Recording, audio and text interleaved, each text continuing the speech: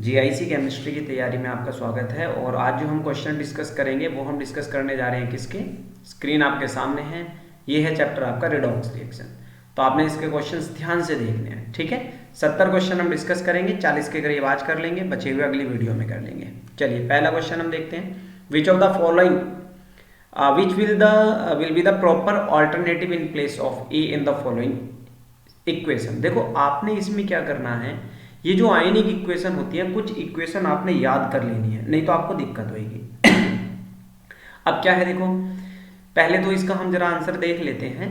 जब भी कभी आपको रिएक्शन बैलेंस करनी हो, ठीक है, तो दोनों साइड का चार्ज देख लेना है। जो लेफ्ट साइड का चार्ज होगा वो इक्वल होना चाहिए किसके, राइट साइड के चार्ज के इक्वल होना चाहिए। तो लेफ्ट साइड आप काउंट कर लीजिए फटाफट से, देखिए इसमें कितना दिया हुआ है, 3 2 6। भाई 2 तो आपको कौन दिए हुए हैं यहाँ पर, Fe के +3 दिए हुए हैं, और एक आपको दिया हुआ है स्टेनस। तो कितने हो गए, 3 दूनी 6 और 2 8। 8 चार्ज आपका कहाँ पर है, लेफ्ट साइड है। अब जरा राइट साइड देख लेते हैं, 2 दूनी कितना है 4। यानी कि यहाँ जो ए आएगा वो आना चाहिए जिसके ऊपर +4 चार्ज कम से कम हो। तो आपका आंसर क्या हो जाएगा, ए, ताकि दोनों मिलके यहाँ भी 8 हो जाए, ठीक है। चलिए अगला क्वेश्चन देखते हैं। Number of moles of K2Cr2O7 reduced by. अच्छा क्वेश्चन है, देखो मैंने आपको पहले ही बताया, ये आपको कुछ रिएक्शन याद कर लेनी है। मैं देखो यहाँ पर लिख देता हूँ, आप इसको याद कर लीजिए कुछ रिएक्शन, या अभी आप स्क्रीनशॉट ले लेना। जब आपका KMnO4, मैं आयनिक फॉर्म में लिख लेता हूँ, आपका जब KMnO4 आपका जब भी सल्फर डाइऑक्साइड के साथ रिएक्ट करेगा, याद रखना, जब सल्फर डाइऑक्साइड के साथ रिएक्ट करता है तो कम से कम 2 KMnO4 लिए जाएंगे और 5 आपके कौन लिए जाएंगे, SO2। तब जाके ये किस में कन्वर्ट होगा, Mn+2 और SO4 2 नेगेटिव में। राइट साइड वाली आप ही अपने आप बैलेंस कर लेंगे। मैं तो आपको ये बताना चाह रहा हूँ, ये जरूर याद कर लेना, बहुत सारे क्वेश्चन मिलेंगे, अभी आप देखना। हाँ, अगर ये K2Cr2O7 के साथ रिएक्शन होती, यानी कि Cr2O7 2 नेगेटिव, तब आपको जस्ट 3 ही लेने थे, 3 लेने थे। ये आयनिक इक्वेशन बैलेंस करने का आपने 11th क्लास में पढ़ा भी होगा, और ये भी पढ़ा होगा। सल्फर डाइऑक्साइड जो होती है ऑरेंज कलर के डाइक्रोमेट को ग्रीन कर देती है, क्योंकि वो क्रोमिक में बदल देती है, Cr+3 में बदल देती है, ठीक है। तो ये याद रखना है। अभी आपको बहुत सारे क्वेश्चन आपको डायरेक्ट दिखाई देंगे, ठीक है। देखो नीचे वाला क्वेश्चन ये है कि K2Cr2O7 H2SO4 कितने SO4 के साथ रिएक्ट करेगा। तो अभी क्या बताया मैंने, SO2 कितने होने चाहिए यहाँ पर, 3, और आपका ये कितना होता है 1 मॉलिक्यूल सल्फ्यूरिक एसिड का चाहिए, 3 मॉलिक्यूल सल्फेट के चाहिए, तो वाटर का 1 ही बनता है। इसलिए आपका आंसर ये हो जाएगा, देखो 1 3 1, उसमें x y और z पूछे थे, तो 1 3 1, ठीक है। इसलिए आपको ध्यान रखना है। चलिए अब मैं देखो आगे बढ़ता हूँ। पहले तो मैं यही वाला बता देता हूँ कि K2Cr2O7 SN के साथ कितने के साथ रिएक्ट करता है। तो ये जो रिएक्ट करता है 1 मॉलिक्यूल आपका K2Cr2O7 का 3 स्टेनस के साथ रिएक्ट करेगा। कितने के साथ, 3 स्टेनस के साथ रिएक्ट करेगा, तब ये स्टेनिक में बदलेगा। तो 3 रिएक्ट कर रहा है 1 के साथ। क्वेश्चन में पूछा है 1 कितने के साथ रिएक्ट करेगा। अरे भैया 3 रिएक्ट कर रहा है 1 के साथ, तो 1 रिएक्ट कर जाएगा 1/3 के साथ। तो सीधा सा आंसर आ गया आपका बी। दूसरे का आंसर क्या हो जाएगा, बी। समझ में बात आई कि नहीं आई। चलो एक तो और बोल देता हूँ, वो भी लिख लो, क्योंकि ये बहुत इंपॉर्टेंट है। जब भी आपका MnO4 नेगेटिव होगा, ये साथियों नोट कर लो, आज मेरे पास जगह कम है तो इसी से काम चलाओ। जब भी आपका KMnO4 रिएक्ट करेगा 2 KMnO4, वो 6 आयोडीन चाहिए होते हैं उसको, 6 I नेगेटिव आयोडाइड, तब आप अपने आप को वो खुद Mn+2 में रिड्यूस करता है और I को I2 में। याद रखेंगे, देखो K2Cr2O7 Cr+3 में रिड्यूस करता है अपने आप को, और KMnO4 एसिडिक मीडियम में Mn+2 में रिड्यूस करता है। ये 2-3 बातें आपको जरूर ध्यान रखनी है। एक और याद रखना है, Cr2O7 जो होता है आपका, Cr2O7 जो होता है, ये आपका 2 नेगेटिव 6 फेरस के साथ रिएक्शन करके इसको फेरिक में बदलता है, Fe+3 में बदलता है। याद रखेंगे 6 के साथ रिएक्ट करता है। चलिए उम्मीद है आपको समझ में आ गई होगी, ठीक है ना, बहुत इंपॉर्टेंट। अब देखो कितने सारे क्वेश्चन आगे आएंगे अगर आपको ये याद है तो। चलिए फिलहाल हम अगला क्वेश्चन देखते हैं। अगला क्वेश्चन कह रहा है the oxidation number of osmium in OSO4। देखो एक क्वेश्चन और है, सबसे ज्यादा ऑक्सीडेशन स्टेट रखने वाला एलिमेंट भी ऑस्मियम है। और ये भी एक क्वेश्चन आता है कि 5D सीरीज में 3D सीरीज ऊपर होती है, नीचे 4D सीरीज होती है, उससे नीचे 5D होती है।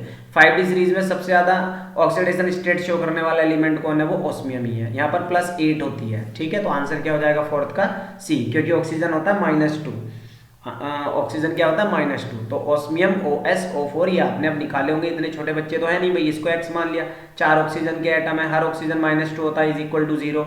इज इक्वल टू 0 क्यों रखा, क्योंकि इसके ऊपर कोई चार्ज नहीं है, तो इसलिए एक्स की वैल्यू कितनी आ गई, +8 आ गई। ये तो आपने छोटी छोटी बातें पहले की हुई होंगी, ठीक है ना। अब ये रिएक्शन देखिए, पांचवें क्वेश्चन में कह रहा है इस रिएक्शन में FeCl3 जो है H2S के साथ रिएक्शन करके FeCl2 HCl और सल्फर बना रहा है, ठीक है। तो वो कह रहा है कि इनमें से इन दिस रिएक्शन, अब ये कह रहा है FeCl3 acts as oxidising agent. देखिए मैं इसका डायरेक्ट आंसर बता दूं तो बिल्कुल सही बात यही है, FeCl3 यहाँ ऑक्सीडाइजिंग एजेंट क्यों है, क्योंकि यहाँ सल्फर जो होता है -2 होगा और यहाँ बचा सल्फर बेचारा 0, तो हुआ ना इसका ऑक्सीडेशन। ऑक्सीडेशन का कारण कौन बना है, FeCl3 का, तो FeCl3 यहाँ पर एक आपका ऑक्सीडाइजिंग एजेंट है, ठीक है ना। इसके पहले 2 ऑप्शन ये थे और 2 ऑप्शन ये थे इसके, तो इसका सिर्फ A करेक्ट हो जाएगा। चलिए आगे बढ़ते हैं, क्वेश्चन नंबर 6 की तरफ बढ़ते हैं। ये सब एग्जाम में आए हुए हैं, कॉम्पिटेटिव एग्जाम में, इसलिए मैं कह रहा हूँ इनको ध्यान से देख लीजिए। ऑक्सीडेशन स्टेट क्रोमियम की पूछ रहा है, किस में पूछ रहा है, देखो वो पूछ रहा है CrPH। अब ये PPH3 क्या होता है भैया, PPH3 देखो PPH3 क्या होता है, जैसे PH3 होता है ना, PH3, तो फॉस्फोरस इस हाइड्रोजन की जगह मैंने फिनाइल ग्रुप लगा दिए, 3 बेंजीन लगा दिए, ठीक है ना। 3 कौन से ग्रुप लगा दिए, फिनाइल ग्रुप लगा दिए, ठीक है ना। तो इसको मैं PPH3 लिख रहा हूँ, तो इसकी ऑक्सीडेशन स्टेट 0 होगी, इस पर कोई चार्ज नहीं है, तो इसकी भी 0 और कार्बन मोनोऑक्साइड भी 0, तो कितनी आ जाएगी इसकी ऑक्सीडेशन स्टेट आ जाएगी 0, ठीक है ना। Value of XY in the following red oxidation, देखो ये तो बहुत इंपॉर्टेंट है, ऐसा तो क्वेश्चन आपको आना ही आना है, 7 नंबर का है ये क्वेश्चन, तो पक्का आपका GIC के एग्जाम में आएगा ही आएगा इससे रिलेटेड, ठीक है ना। PGT के एग्जाम में भी ये क्वेश्चन इस तरह के आते ही आते हैं। तो वो अगर आप इस रिएक्शन को बैलेंस करेंगे तो 3 मॉलिक्यूल आपको क्लोरीन के लेने हैं, ठीक है ना। ये तो आप ऑटोमेटिकली रख के भी देख सकते हो, ये वाले की बात नहीं कर रहा मैं, पीछे जो थे ना कि कितने मॉलिक्यूल को ऑक्सीडाइज करने के लिए कितने चाहिए, तो आप ये यहाँ पर देख सकते हो। 5 मॉलिक्यूल आपको किसके लेने पड़ेंगे, फिर इसके लेने पड़ेंगे, 3 दूनी 6 और 5 इधर हो जाएंगे, 1 क्लोरीन यहाँ आ जाएगा, ठीक है। चलिए क्वेश्चन नंबर 8 कह रहा है कि from the following identify the species with an atom having +6 oxidation state. तो भाई ये भी आप बड़े आसानी से ऑक्सीडेशन स्टेट निकाल सकते हैं। देखो CrO2 Cl2 जो है आपका, इसमें +2 ऑक्सीडेशन स्टेट है। अब कैसे है भाई, जो क्रोमियम था आपका, इसमें 2 तो ऑक्सीजन है, ये बना लिए मैंने 2 ऑक्सीजन, और उसके बाद क्या है 2 क्लोरीन है, तो मान लो ये मैंने 2 क्लोरीन बना ली, तो यहाँ क्लोरीन -1, यहाँ क्लोरीन -1, ये ऑक्सीजन -2, ये ऑक्सीजन -2, तो -2 -4 -5 -6, दूसरी साइड जाके कितना हो जाएगा, +6 हो जाएगा। अब ये क्यों नहीं है, Ni वगैरह क्यों नहीं है, जब आप इनकी निकालोगे तो आपको पता ही चल जाएगा, ऊपर चार्ज भी तो दे रखा है, 6 फ्लोरीन के होने से क्या होता है, कोई बात नहीं बनती है। आगे बढ़ते हैं हम क्वेश्चन नंबर 9 की तरफ, ज्यादा ऊपर पहुंच गए हैं। क्वेश्चन नंबर 9 कह रहा है in which of the following, in which pair of the species the oxidation number of chlorine is same. देखो सिंपल सी बात है, एक अच्छा क्वेश्चन है वैसे तो ये, तो इसमें आप ये देखिए ICl, देखिए ICl है और एक आपके पास NaCl है, यहाँ पर क्लोरीन आयोडीन से ज्यादा इलेक्ट्रोनेगेटिव है, तो इसलिए मैं क्लोरीन पे -1 मानूंगा। सेम ऐसे ही मैं सोडियम क्लोराइड में -1 मानूंगा, तो यहाँ ऑक्सीडेशन स्टेट कितनी हुई, -1, यहाँ पर भी कितनी हुई, -1 हुई, तो इसलिए आंसर 9th का क्या हो जाएगा, B हो जाएगा। आगे बढ़ते हैं क्वेश्चन नंबर कौन सा है आपका, ये 10 के पास। तो क्वेश्चन नंबर 10 जो है ये कह रहा है कि oxidation number of sulphur in S8। देखो आपको क्या दे दिया, एक तो S8 दे दिया, S8। अब इसमें कोई चार्ज ही नहीं है, तो इसकी ऑक्सीडेशन निकालो, 8 एटम किसके हैं, X के हैं, और चार्ज कोई है नहीं, तो X की वैल्यू कितनी आ गई, X की वैल्यू आ गई 0, तो अब 0 ऑप्शन इन 2 में है। चलो अब H2S सॉरी, अब ये बोल रहा है, एक मिनट में नीचे करता हूं, अब वो कह रहा है कि S2F2 में पूछ रहा है, तो अब इसमें निकालो, 2 तो मान लिया मैंने, सल्फर को X मान लिया, प्लस 2 कौन है मेरे पास, फ्लोरीन है, फ्लोरीन को मैं मानूंगा -1, तो 2 और इज इक्वल टू 0, क्योंकि उसके ऊपर चार्ज कोई है नहीं, तो X इज इक्वल टू +2 और X इज इक्वल टू कितना आ जाएगा, +1। X कितना आ जाएगा आपका, +1, तो इसलिए अभी तक इन दोनों में भी बिल्कुल सेम बात है। अब H2S है, तो ये तो बच्चों वाली बात है भाई, H2S में सल्फर कितना होता है, H2S में -2 होता है, तो इसलिए ऑप्शन क्या हो जाएगा आपका, A हो जाएगा, ठीक है। चलिए अब हम आगे बढ़ते हैं, क्वेश्चन नंबर 11 की तरफ बढ़ते हैं। कह रहा है कि ClO नेगेटिव जो है ClO3 और 5Cl नेगेटिव में बदल रहा है, ये किसका एग्जाम्पल है। देखो ClO नेगेटिव में आप क्लोरीन की जो ऑक्सीडेशन नंबर है वो निकालो, तो वो कितनी आ जाएगी आपकी, ClO नेगेटिव, तो क्लोरीन की जो ऑक्सीडेशन स्टेट है वो कितनी आ जाएगी, ये आप ये ऐसे भी कह सकते हो, ये HClO है, तो इसको कैसे मानूंगा मैं, इसको x मान लिया, ऑक्सीजन की होती है -2 और इस पूरे के ऊपर जो चार्ज है वो -1 है, तो x कितना आ गया +1, यानी कि यहाँ जो क्लोरीन है +1 ऑक्सीडेशन स्टेट लिए बैठा है। और HClO3 में कितना आ जाएगा भाई, HClO3 में या ClO3 नेगेटिव में कितना हो जाएगा, तो 3 दूनी 6, 6 में से 1 घटा दो यानी कि 5, तो यहाँ वाला है 5 और इस Cl नेगेटिव में तो जो चार्ज है वही दिख रहा है -1। तो क्लोरीन अपनी ऑक्सीडेशन नंबर को बढ़ा भी रहा है और क्लोरीन ही अपनी ऑक्सीडेशन नंबर को घटा रहा है। जब सेम एलिमेंट ऑक्सीडेशन में जाए, रिडक्शन में जाए, तो वो रिडॉक्स रिएक्शन तो होती है, लेकिन उस रिडॉक्स रिएक्शन का नाम होता है डिस्प्रपोर्शनेशन रिएक्शन, जब सेम एलिमेंट का ऑक्सीडेशन और उसी का रिडक्शन हो। हालांकि रिडॉक्स रिएक्शन में तो किसी का भी ऑक्सीडेशन रिडक्शन हो सकता है, ठीक है, तो इसलिए डिस्प्रपोर्शनेशन रिएक्शन है। क्वेश्चन नंबर 12 की बात करें, which of the following is the redox reaction, तो आपको बताना है कि इनमें से कौन सा क्या है रिडॉक्स रिएक्शन है। देखो H2SO4 और NaOH की जब रिएक्शन होगी तो इसमें ना किसी का ऑक्सीडेशन होगा ना रिडक्शन होगा। क्यों?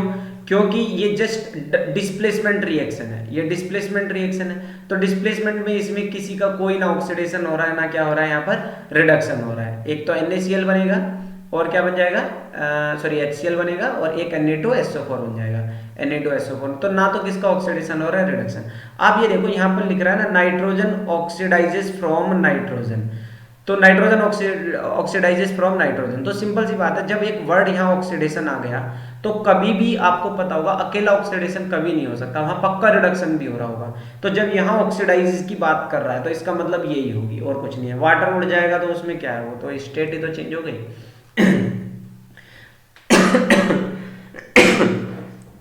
13 कह रहा है when KMnO4 acts as oxidizing agent and ultimately form MnO4 2 negative, MnO2 and Mn2O3 and Mn+2, then the number of electron transferred in each case। देखो अच्छा क्वेश्चन है वैसे तो, बस इसमें आपको ऑक्सीडेशन नंबर ही यहाँ पर निकालनी और तो कोई नहीं है। आप इधर बात देखो, एक आपके पास KMnO4 है, ठीक है ना, अब ये आपका किस में बदल रहा है, एक तो कह रहा है वो MnO4 नेगेटिव में बदल रहा है, MnO4 -2 में बदल रहा है। तो अब यहाँ पर बताओ कितने इलेक्ट्रॉन निकलेंगे, तो इसको आप ऐसे कर लो ना, इसको आप बैलेंस कर लीजिए। बैलेंस कैसे करूंगा मैं, या आप सिंपल सी बात है यहाँ पर इलेक्ट्रॉन देख लीजिए, यहाँ ऑक्सीडेशन स्टेट जो है ये +7 है, यहाँ पर ऑक्सीडेशन स्टेट मैग्नीज की कितनी है, +7 है। और जब आप यहाँ देखेंगे 4 दूनी 8, जब आप कैसे कर देंगे यहाँ पर 4 दूनी 8 और 8 में से क्या करेंगे, 8 में से 2 घटा देंगे तो ये कितना बचेगा 6। तो कितने इलेक्ट्रॉन खाए इसने, 1 इलेक्ट्रॉन खाया एक, यानी कि ये तो सिर्फ कितने मतलब ऑक्सीड 1 इलेक्ट्रॉन ले रहा है जब यहाँ से यहाँ बदल रहा है। तो एक ऑप्शन किस में है, अभी तक 13 के देखो किस में है, जब वो यहाँ से यहाँ तक बन रहा है और रेस्पेक्टिवली पूछ रहा है, तो वैसे तो आपका यहीं से आंसर आ जाना चाहिए कि 13 का जो आंसर है इन दो में से कोई सा ना कोई सा होगा, क्योंकि इसमें पहला भी आया। लेकिन MnO2 में भी देख लेते हैं, और एक वो किस में बदला था, MnO2 में बदला था। अब MnO2 में ऑक्सीडेशन स्टेट कितनी है भाई, यहाँ तो +7 है और यहाँ पर +4 है, ठीक है ना, तो यहाँ पर कितने इलेक्ट्रॉन खा गया, वो 3, तो यानी कि C क्या हो जाएगा, आपका आंसर हो जाएगा। आगे बढ़ते हैं हम क्वेश्चन नंबर किसकी तरफ, 14 की तरफ। 14 क्वेश्चन क्या कह रहा है कि विच of the following reaction is a redox reaction. बच्चे वाला क्वेश्चन है भैया, कोई भी देख के बता देगा। रिडॉक्स रिएक्शन जिसमें ऑक्सीडेशन भी हो रहा होगा और रिडक्शन भी हो रहा होगा, तो इसलिए इसका आंसर सिंपल सी बात क्या, जिंक, क्योंकि जिंक यहाँ 0 है और यहाँ बेचारा लिए बैठ गया +2 ऑक्सीडेशन स्टेट, और ये यहाँ पर बेचारा +1 था, यहाँ ले गया 0, तो एक का ऑक्सीडेशन हो गया, एक का रिडक्शन हो गया, ठीक है ना। तो ये आपको ऑक्सीडेशन नंबर निकालनी आनी चाहिए, वैसे आप इतने बच्चे नहीं है। Which of the following reaction is possible at anode।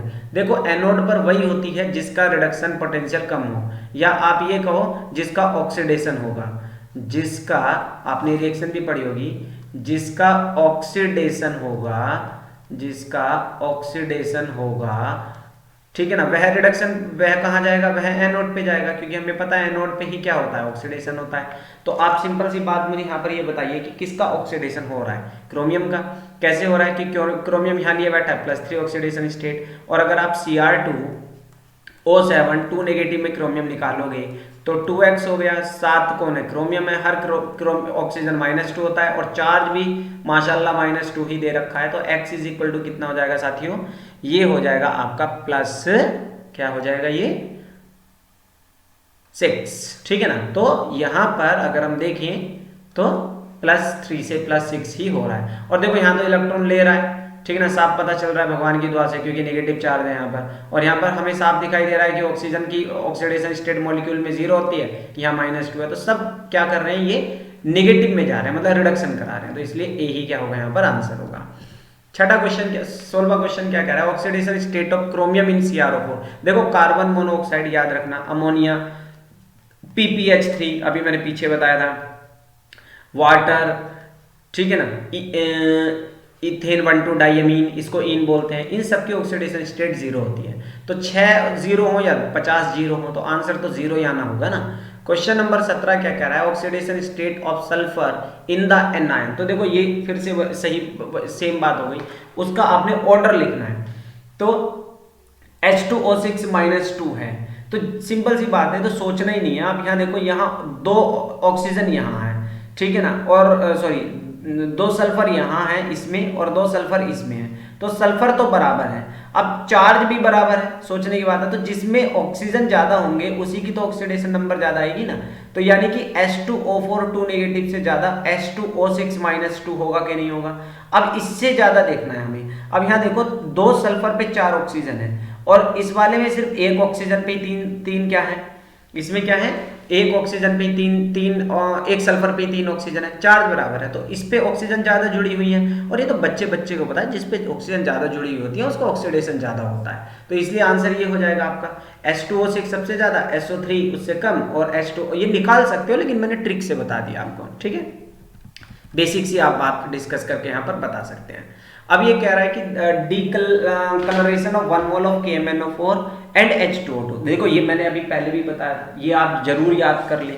जब तक ये आप बैलेंस रिएक्शन याद नहीं रखेंगे ना, कुछ तो डायरेक्ट आप याद करेंगे।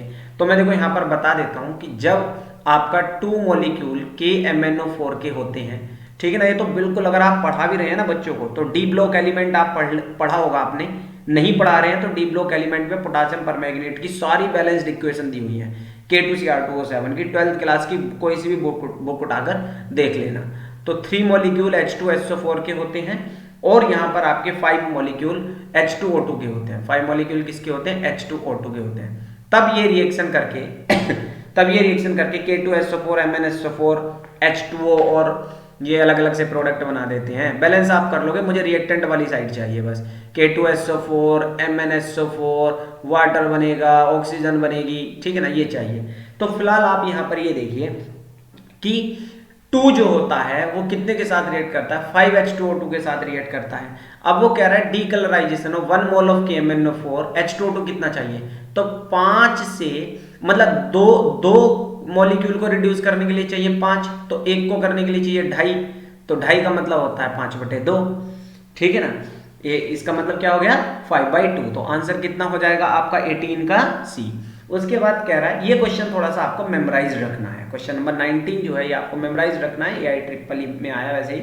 कह रहा है एक्सेस ऑफ Ki जो रिएक्ट करता है CuSO4 के साथ रिएक्ट कर रहा है, और बाद में वो Na2H2O3 के साथ भी रिएक्ट कर रहा है। विच of the following statement is incorrect. तो देखो मैं पहले आपको रिएक्शन बता देता हूं कि जब आपका एक्सेस ऑफ Ki किसके साथ रिएक्ट करेगा, CuSO4 के साथ, तो जब आप Ki किसके साथ रिएक्ट करा देंगे, कॉपर सल्फेट के साथ रिएक्ट कराएंगे, तो आपको क्या बनेगा। अब क्योंकि ये एक्सेस में लेना होता है, तो यहाँ पर बैलेंस करके मैं बता रहा हूँ, 4 मॉलिक्यूल रिएक्ट करते हैं, तब आपका यहाँ पर क्या बनता है, एक तो I2 बनता है, ठीक है ना, और दूसरा बनता है यहाँ पर बड़ी इंटरेस्टिंग बात है Cu2I2।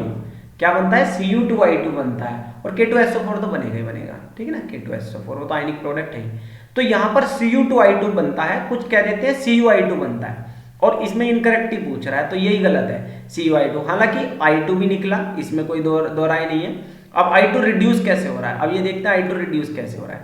दरअसल ये I2 अब किसके साथ रिएक्ट करेगा, जो आपने दूसरे में डाल दिया Na2H2O3 डाल दिया ना, अब इसमें Na2H2O3 डाल दिया, तब ये जब रिएक्ट करेगा तो ये इसको तो ऑक्सीडाइज कर देगा Na2S4O6 में, Na2S4O6 में, और खुद रिड्यूस हो जाएगा Na में। तो रिड्यूस क्यों कह रहा हूँ, क्योंकि यहाँ -1 बनेगा और वो खुद बेचारा 0 था, तो इसलिए ये वाली बात भी सही है। और Na2H2O3 ऑक्सीडाइज हुआ, ये वाली बात भी सही है। Cu2I2 बना, ये वाली बात भी सही है। Cu2 नहीं बनता, ठीक है। क्वेश्चन नंबर 20वें की बात करते हैं। The pair of compound having metal in highest oxidation state, वो कौन से हैं। तो देखो इसमें आप याद रखेंगे कि जो मैग्नीज है उसकी हाईएस्ट ऑक्सीडेशन स्टेट होती है +7 और एक होता है क्रोमियम होता है +6। अच्छा मुझे एक क्वेश्चन और बताएंगे, कोई ऐसे दो मेटल बताओ, डी ब्लॉक में से पूछ रहा हूं, जिनका ग्रुप नंबर भी वही है जो उनकी ऑक्सीडेशन स्टेट है, ग्रुप नंबर वही है जो उनकी ऑक्सीडेशन स्टेट होती है। तो आप मुझे कमेंट करके ग्रुप में बताएंगे, इसके टेलीग्राम में या इसमें कहीं भी बता देंगे। हाँ टेलीग्राम का चैनल भी है उसको आप ज्वाइन कर लें, जीएस का भी एक ग्रुप बनाया हुआ है उसको भी आप ज्वाइन कर लें, उसमें आपका 40 क्वेश्चंस के जो आने हैं उनकी तैयारी कराई जा रही है। दोनों का डिस्क्रिप्शन में चैनल का मैंने लिंक दे रखा है। तो क्वेश्चन नंबर 20 का जो यहाँ पर देखो डायरेक्ट आंसर मैं बता देता हूँ वो बी हो जाएगा, क्योंकि MnO4 नेगेटिव में मैग्नीज +7 है और क्रोमियम जो है अभी +6 में पीछे निकाल के भी आया था, तो इनसे ज्यादा इनकी ऑक्सीडेशन स्टेट नहीं होती है। क्वेश्चन नंबर 21 कह रहे हैं कि which is the best description of the behaviour of bromine in the reaction given below. भाई H2O2 है तो पहले तो आप जरा रिएक्शन लिख लो, H2O2 है और ये रिएक्शन कर रहा है आपका Br2 के साथ और बना रहा है HOBr प्लस HBr। तो पहले आप जरा इनकी ऑक्सीडेशन स्टेट निकालो। भाई H2O2 परऑक्साइड होता है ना, अब परऑक्साइड में ऑक्सीडेशन स्टेट कितनी होती है, परऑक्साइड में ऑक्सीडेशन स्टेट होती है -1, ब्रोमीन हो गया 0। देखो HOBr जो होता है यहाँ पूरा OH -1 होता है, तो याद रखेंगे ब्रोमीन क्या हो गया +1, याद रखेंगे ये ब्रोमस एसिड है हाइपोब्रोमस, HBrO हाइपोब्रोमस एसिड, ठीक है ना, और HBrO2 bromous acid, HBrO3 bromic acid, HBrO4 bromic perbromic acid, याद रखेंगे आयोडीन हो गया -1। तो अब आप यहाँ देखो ब्रोमीन का ही क्या हो रहा है, यहाँ पर ये बढ़ गई ऑक्सीडेशन स्टेट 0 से +1 हो गई ऑक्सीडेशन, और ब्रोमीन का ही यहाँ पर क्या हो रहा है, रिडक्शन हो रहा है। ब्रोमीन का ही क्या हो रहा है देखा जाए तो ऑक्सीडेशन स्टेट घट रही है। तो 21वें का जो आंसर हो गया बोथ ऑक्सीडाइज्ड एंड रिड्यूस्ड, ये बेस्ट है, ठीक है ना। क्वेश्चन नंबर 22वां क्या कह रहा है, अब देखो K2Cr2O7 की रिएक्शन दे रहा है, ये किसके साथ, KCl के साथ और H2SO4 के साथ रिएक्शन कर रहा है। जस्ट आपको बैलेंस करना है, तो बैलेंस करने के लिए आपको K2SO4 लेना पड़ेगा 1। देखो डाइक्रोमेट मोस्टली ना 1 ही यूज होता है, मैंने पहले भी ऊपर रिएक्शन लिखी थी उसमें भी 1 ही लिखा था, ठीक है ना। अब उसके बाद जो है इसमें आपका 4 आ जाएगा, 4 KCl आपको लेना ही पड़ेगा, ठीक है ना। और उसके बाद जो ये है आपका ये 6H2SO4 आपको यूज करने पड़ेंगे, ठीक है ना। और आपका जो ये बनेगा ये आपका कितना बन जाएगा 2 बन जाएगा। देखो 2 2 जा 4 हो गया कि नहीं हो गया, क्लोरीन 2 2 जा 4 हो गया। और उसके बाद जो आपका Y जो है KHSO4, जब आपने 6 सल्फ्यूरिक एसिड ले लिया था तो यहाँ पर भी ये 6 बनेगा और 3 मॉलिक्यूल बन जाएंगे, 3 दूनी 6, क्योंकि यहाँ आप लिए बैठे हो कितना 3 दूनी 6 हो गए ये और 6 हो गए ये 12, तो 6 दूनी 12 आपके क्या होनी चाहिए, हाइड्रोजन होनी चाहिए। तो ये तो बैलेंस कर लोगे तो बच्चों वाली बात है, खैर इस तरह की कोई आपको दिक्कत नहीं आएगी। 23वां क्वेश्चन कह रहा है, देखो इसमें आपको जो वैल्यू दी हुई है ध्यान से देखेंगे, E0 जो मेटल +3 दे रखा है वो मेटल +2 में बदल रहा है, मतलब रिडक्शन पोटेंशियल दे रखे हैं आपको, ये रिडक्शन पोटेंशियल दे रखे हैं। अब कह रहा है कि द चेंज इन, कौन सा मेटल +2 से +3 में आसानी से बदल सकता है, कौन सा मेटल अपने आप को +2 से +3 में, अब +2 से +3 में बदलने का मतलब क्या है, अपना ऑक्सीडेशन कराना, अपना क्या कराना, ऑक्सीडेशन कराना। और आपको पता है ऑक्सीडेशन कहाँ पर होता है, एनोड पर, अभी मैं पीछे बता भी रहा था। और आपने इलेक्ट्रोकेमिस्ट्री पढ़ी होगी, ये भी पढ़ा होगा, एनोड पे वो एलिमेंट रखा जाता है जिसका लो रिडक्शन पोटेंशियल हो, जिसका लो रिडक्शन पोटेंशियल हो। तो जिसका लो रिडक्शन पोटेंशियल है वो आप उठा के रख दो, तो इसका मतलब क्रोमियम, क्योंकि क्रोमियम का रिडक्शन पोटेंशियल आपको सबसे पहले दे रखा था माइनस में 0.41, तो ये लो रिडक्शन पोटेंशियल वाला एनोड पे रखा जाएगा और उसका होता है ऑक्सीडेशन, क्योंकि भाई रिडक्शन तो उसका होगा अच्छा जिसका रिडक्शन पोटेंशियल बढ़िया होगा। क्वेश्चन नंबर 24 क्या कह रहा है, oxidation state of chromium in the final product formed by the reaction between Ki and acidified potassium dichromate solution. देखो ये वही बात होगी जो मैंने अभी आपको पीछे एक क्वेश्चन बताया था कि chromium final product formed by the reaction of Ki and acidified potassium dichromate. यानी कि आप ये बताओ मेरे को कि आपके पास क्या है, अभी पीछे रिएक्शन भी बताई थी कि जो आपके पास Cr2O7 है, Cr2, अब ये चल नहीं रहा, क्या हो गया इसको, यहाँ चल रहा है यहाँ भी नहीं चल रहा है, ऊपर करके देखते हैं क्या हुआ इसको, हाँ ठीक है ना। तो Cr2O7 2 नेगेटिव जो है जब आपका आयोडीन के साथ रिएक्शन करता है, मैं देखो पहले पेज पे लेके जाता हूँ इसलिए मैंने रिएक्शन लिखी थी, ये मैंने इसलिए आपको ये रिएक्शन लिखी थी, ध्यान दें। देखो जो K2Cr2O7 है यहाँ पर आप देखो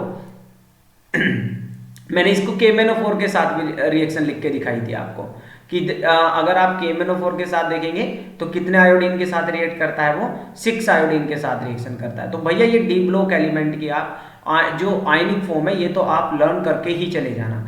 तो इसलिए इस 24 का जो आपका आंसर हो जाएगा वो आपका हो जाएगा डी हो जाएगा +3। क्यों? क्योंकि क्रोमियम +6 से कोई सी भी ऑक्सीडेशन स्टेट हो वो अपने आप को किस में बदलता है, +3 में बदलता है। ये वाली बात भी मैं आपको बता रहा था। देखो ये बताया था कि अपने आप को क्रोमियम किस में बदलेगा, +3 में, और मैग्नीज किस में बदलेगा अपने आप को, +2 में। तो वो +6 से अपने आप को किस में चेंज करेगा, +3 में चेंज करेगा। तो ये बात आपको ध्यान रखनी है, ठीक है। तो वो किससे चेंज करेगा, +6 से +3 में। आगे बढ़ते हैं हम